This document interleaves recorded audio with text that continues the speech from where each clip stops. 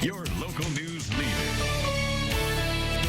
NASA sends these rovers in the capsule, and landing on Mars is challenging.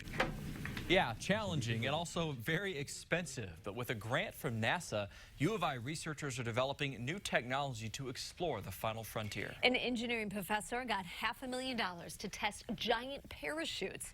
Those will help rovers land on the red planet. WCI3's Anna Carrera is here. Now, these improvements are a long time coming.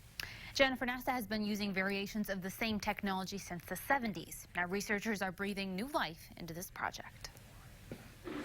Earth is millions of miles away from Mars, but researchers here are inching closer to ways to make life easier for people trying to work on the red planet. Since the density of Mars is very small, to create the large forces that they need to land, they have to create very big parachutes. Carlos Pantano has been looking into these very big parachutes for about a decade. They're similar to the ones that were used decades ago, but now they have heavier cargo to carry. The Curiosity is 1,700 kilograms, so that is roughly the weight of a Ford Mustang, just the rover. The capsule and everything is about twice as that. To accommodate for that, they need bigger parachutes, between 30 and 50 feet in diameter. NASA researchers used to do full-scale experiments in the upper atmosphere, but that became impractical. Normally they run them outside of Hawaii, and they have to clear the airspace, they have to plan for many months. It involves hundreds of people, and a single experiment costs in the range between $20 to $100 million. To cut costs, they started leaning more on simulations, like the ones Carlos has been working on.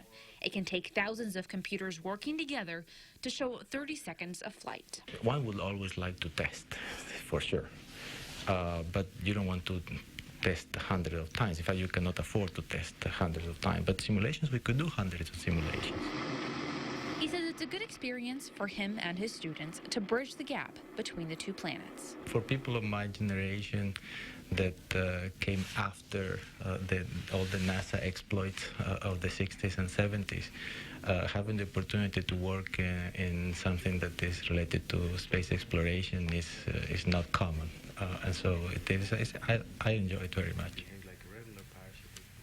Carlos says their simulations are getting more and more accurate, so they're getting very close to what it would be like if they tested them out in real life. Jennifer? All right, thank you, Anna. Now, leaders at NASA say their goal is to send people to Mars in the 2030s. So far, they've already sent orbiters, landers, and rovers.